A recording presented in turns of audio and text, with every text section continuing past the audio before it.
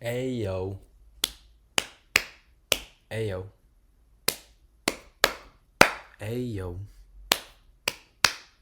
ayo. If we get it poppin', then we ain't stopping.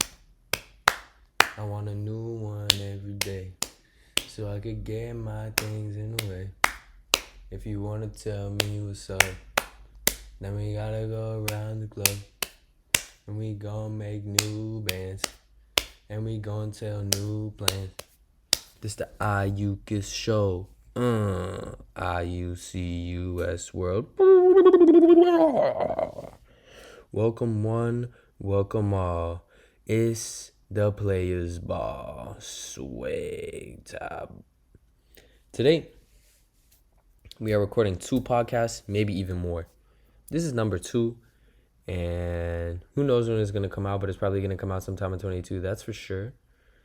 And it's going to be interesting to see where we go. But what I want to talk about today is something near and dear to my heart, and it's a book that I'm reading. I was actually just waiting for my last podcast to export. And while I was reading The Prince by Machiavelli, who I actually got this book from one of my good friends, Gloria's mom, who sent me the book after I sent them a painting of mine. So I thank them very much for the book. And it's been an awesome read. I really must say I love reading this book. 2 thoughts before we get into it. The first is, The Prince is a very popular book, and it's well known. But I think the description on the back is very strange. It says, Machiavelli reveals nothing less than the secrets of power, how to gain it, how to wield it, how to keep it. Ruthless, cunning, amoral, The Prince is a controversial analysis of manipulation. I don't really understand. And then it goes on to say, it's an essential guide for anyone interested in conquest, self-defense, or educated observation of dominance and control. Okay. I mean, what if it's also for the building of companies? What if it's for people that want to be a successful CEO? What if it's for entrepreneurs in the making? What if it's for people who want to learn how to lead well and prudently? What if it's for people who are capable of making their own decisions about what's right and wrong, and will take the right in there, will take the good things in there and leave the bad? What if Machiavelli is actually a Christian and he speaks about it in the book? What if he calls Moses a good prince? There's all of these things that, to me, I don't really understand why the book is viewed as controversial. And that is, I don't understand outside of our current context of culture. But in the current context, it helps me to come to understand a little bit of the controversy. And I don't mean to be scathing here in any way, and I'm not speaking with vitriol, any of that, but society has a very strange relationship with power. On the one hand, it thinks everything is about power. It thinks everything is about hierarchies, and that's why you can talk about any subject and turn it into a political argument. You can talk about going to the bodega and then say, oh, the bodega, the corner store, it doesn't have healthy groceries. It doesn't have organic vegetables. Therefore, the government is an evil system in which it attempts to make people that live near areas where there are bodegas unhealthy and poor.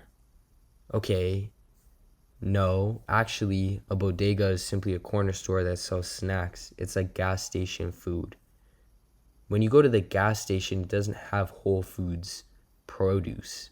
That doesn't make sense, because that's not what you're going to a gas station for. You're not going to a gas station to shop for groceries. You're not going to the bodega to shop for groceries. You know what I mean? So, And that is why it's controversial, because me just making that statement about bodegas, I understand that that's controversial. And I understand that some people truly do feel that the government tries to keep people fat and unhealthy, because we've turned everything into a situation in which power is involved. But second, we also are obsessed with that power and want to gain it at all costs. We're always thinking about how to get the upper hand, how to take on more power, how to get more power for ourselves, how to put ourselves in a situation where we have the power. And admittedly, I was going to say admittedly that's what I'm doing by reading the book, but it's actually not. I'm not reading the book because I want to gain more power. I'm reading the book because I want to learn how to be a prudent leader and how to be a prudent CEO and how to run a company well, how to maximize the talents and skills of other people such that I can build something that is beautiful and glorifies the name of the Lord. It's really not about power plays. It's not about manipulation. It's simply about aligning incentives in the correct way such that you secure yourself to have a good and healthy rule and lead and, time of guiding a company. And then, I forgot the rest of the sentence, but that's because I said the word rule when I was saying have a healthy rule. And then I was thinking, bruh, you're just now talking about power and whatnot. But then that made me think, okay, why do we think about rule as such a bad word? Why is it a bad word to say, oh, I'm a ruler? And that's because we don't like rules either. But that's a whole nother rant. So those are the things that I think have made that book controversial. And I understand. People are afraid of power. They don't like to be submissive to anything. I certainly hate having to be submissive to anything. And it took me a really long time to become comfortable with being a sheep, because I am a sheep to the Lord, and the Lord is my shepherd. And Psalm 23 is my favorite psalm in the Bible. And I'm okay with that because I'm small and I'm little, and my scope of understanding is also small. And the scope of understanding of the Lord is massive. It's massive. So, at the end of the day, it is what it is. And I'll give the Lord his due, and I'll be a sheep for him. But in terms of this book, in terms of what's actually in the book, I've learned quite a lot. I really have. And I want to read you guys a couple. I just want to read you guys a couple of the notes here. I'll just go in what I was reading right now, which is chapter 23 of the way in which flatterers must be avoided. So, listen to this. The only way for a prince to guard himself from flattering adulation is to make it understood that he will not be offended if he is told the truth.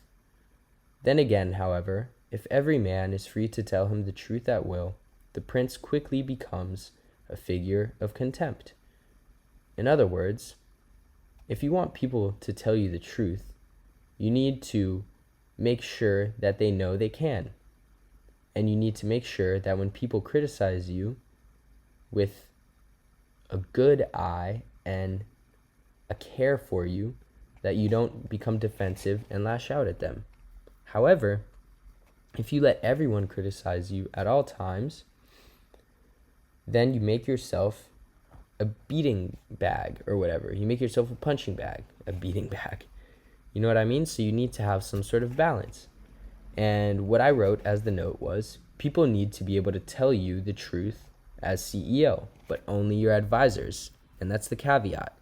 You need to make sure that it's only the people that are close to you and who care about you that are criticizing you. There is no free rein to criticize you, but only on matters that you are asking about. In other words, in addition to the fact that you should only let people criticize you who are close to you and care about you, you also need to make sure that they're criticizing you on things that you actually care about and are asking about, because then the criticism is productive. And yeah, there you have it. I've got a couple chapters left, but this is what I've learned so far from the book, and I thought it would be helpful for me to share with y'all. I've never really done a podcast like this before, which is pretty much just book review.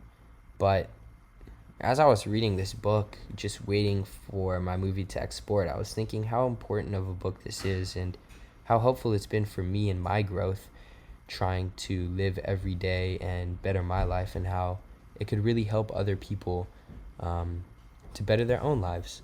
So, yeah, boy. Yeah, boy. This stuff. You get. Alright. So now we gonna bring trivia back.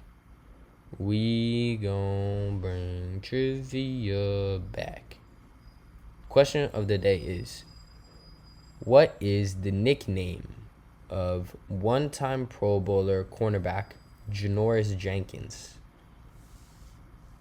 Anyone? Yes, that is correct. How'd you know that? The answer is Jackrabbit Jenkins. And how do I know that? Well, I was just watching highlights a couple weeks ago, and he got a nice interception in the touchdown. No, what? He got a nice interception in the end zone of the other team, which ended up in a touchback.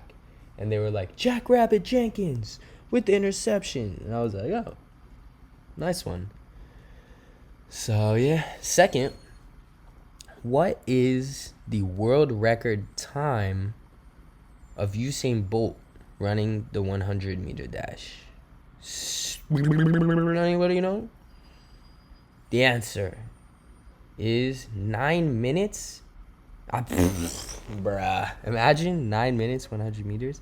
9 seconds and 58 hundredths of a second, which is so fast. You guys gotta watch the video of him doing that on YouTube. It's amazing, and it'll really inspire you, for real. It'll inspire you some serious now. So yeah, thank you everybody. That is all for today, and yeah, I'm excited to come at you live with a new one. But I hope you enjoyed this new format. Or not new format, but, just kind of random format of reviewing a book. And let me know what you guys thought.